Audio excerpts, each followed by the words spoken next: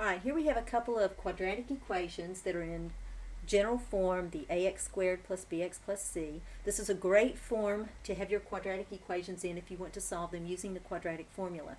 But this time, we want to take these equations and we want to put them in a form that we can graph and understand some of the parameters of the graph. So we want to put them in what's called vertex form.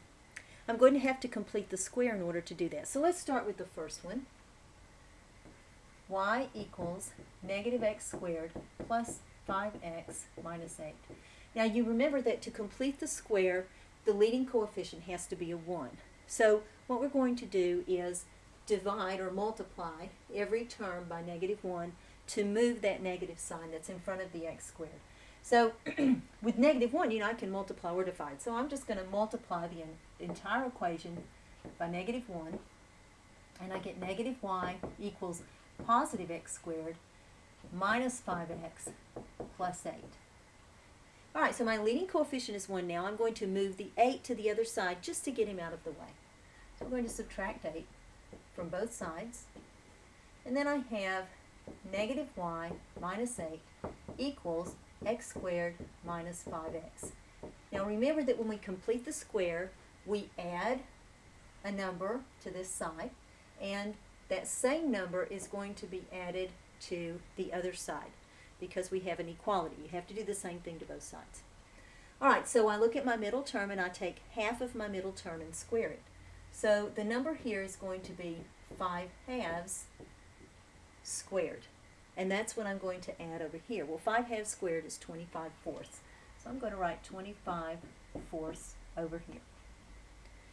Alright, well, now I can combine the 25/4 and the negative 8. Of course, I need to get common denominators, so we'll just do that right here. 25/4 minus y minus, and then for 8 to have a denominator 4, it needs to be 32 over 4 equals, and then this is a perfect square trinomial now, so it's going to factor to x minus 5/2 squared. Remember that when you factor this perfect square trinomial, the sign inside your parentheses is going to match the sign of your middle term. Alright, well, let's combine these two over here. So 25 minus 32. Well, this is minus 7/4 minus y equals, and then x minus 5/2 squared. Alright, well, let's move the 7/4 back over here. So we add our 7/4 back over.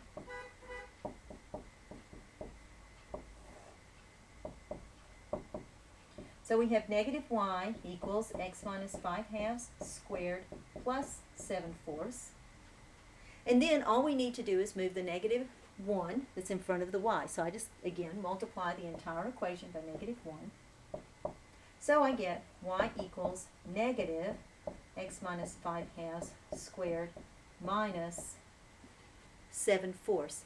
Do not try to distribute whatever number that you move over here. Don't try to distribute that into the parentheses. Remember, this needs to be, in this form right here, a times parentheses x minus h squared plus k.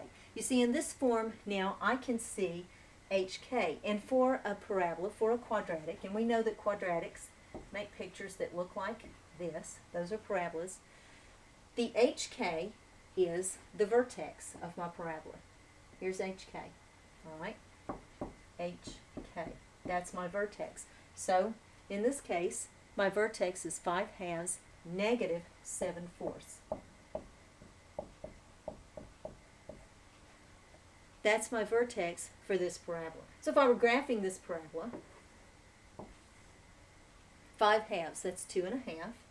So 1, 2, 3, so 2.5. And then negative 7/4 is down 1, 2, 3. It's down 1 3/4. Negative 1 3/4. Whoops. It's over just a little too far. There we go. Something like that. Okay, that's the vertex of my parabola. Because a is negative, it's going to be upside down. So my parabola is going to be like this. And you can tell from the graph, there are no x-intercepts. Therefore, there are no real solutions to this equation should we choose to find those x-intercepts. All right, let's solve the other one. Let's put the other one in vertex form.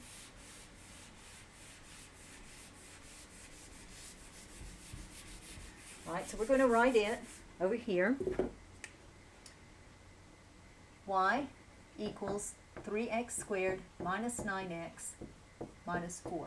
Now, here again, the first thing I want to do is have 1 for a leading coefficient. So I'm going to divide every term by 3. And that gives me y over 3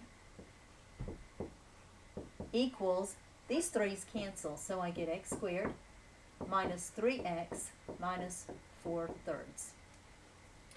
Alright, so now I'm going to add the 4 thirds and move it out of the way. Plus 4 thirds plus 4 thirds. So I have 4 thirds plus y over 3 equals x squared minus 3x. So I'm going to add a term here to complete the square, and that same term is going to go on this side as well. Alright, what term am I going to add? Well, 3 halves, half of 3 is 3 halves, and I'm going to square it. 3 halves squared is 9 fourths. 9 fourths. Alright, so on the left-hand side I'm adding 9 fourths and 4 thirds. Well, let's get common denominators. So I'm really adding 27 over 12 plus 16 over 12. And then plus my y thirds equals, and on the right-hand side I'm going to factor this trinomial. It's a perfect square trinomial. And my factors are x minus 3 halves squared. Alright, so let's combine these two. 27 and 16 is 43. So 43 twelfths plus y over 3 equals x minus 3 halves squared. And then we just subtract the 43 twelfths from both sides.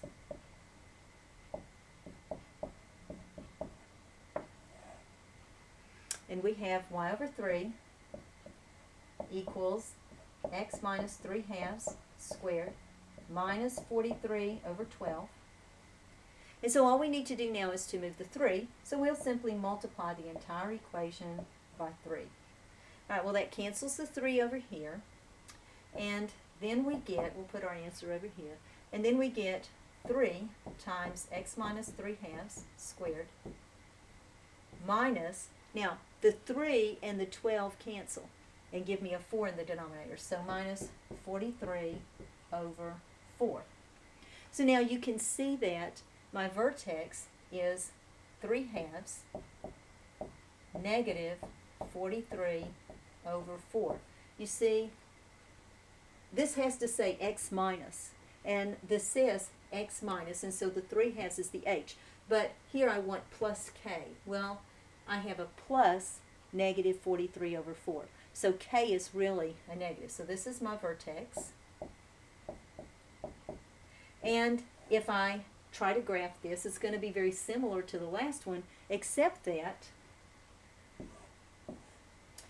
okay, I still go into the 4th quadrant for my vertex, so he's going to be in the 4th quadrant, but this time the number that's sitting in front of the squared term is positive, so that means that my parabola is turned up.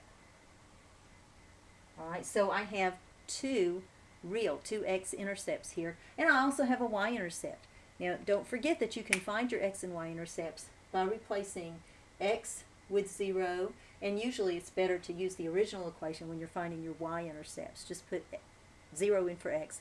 And then when you're solving for y, put 0 in for y.